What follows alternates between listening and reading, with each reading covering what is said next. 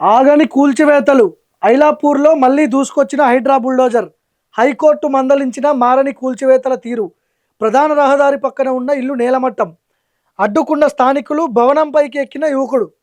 హైడ్రా కాంగ్రెస్ సర్కారుపై దుమ్మెత్తిపోస్తున్న మహిళలు.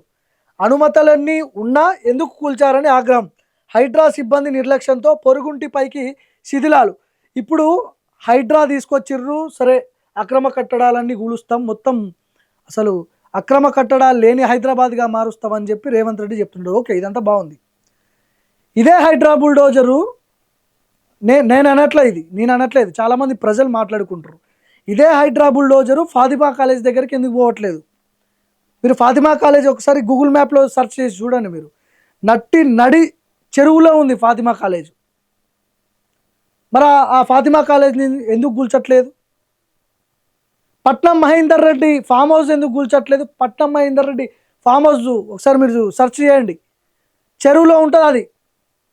Ponguleti Srinivasa Reddy farm house దగ్గరికి ఎందుకు పోవట్లేదు?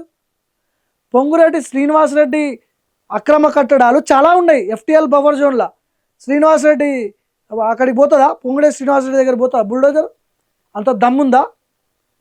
ఫాతిమా కాలేజ్ సరౌండింగ్లకు కూడా బొమ్మను ఆ రంగనాథ్ని దమ్ముంటే. ఫాతిమా కాలేజు ఆ 100 మీటర్ల రేంజ్లోకి బొమ్మను. అసదుద్దీన్ ఓవైసీ కాలేజ్ అది, ఎంఐఎం సంబంధించిన కాలేజ్ అది. అక్కడి బొమ్మను బుల్డోజర్ ఎందుకు పోవట్లేదు? అంటే మీరు అంతా కలిసి పనిచేస్తున్నారు కాబట్టి ఎవరు గవర్నమెంట్లో ఉంటే వాళ్ళు అక్రమ కట్టడాలు కట్టుకోవచ్చు, వేల కోట్లు సంపాదించుకోవచ్చు, ఇష్టం వచ్చినట్టు చేయొచ్చు.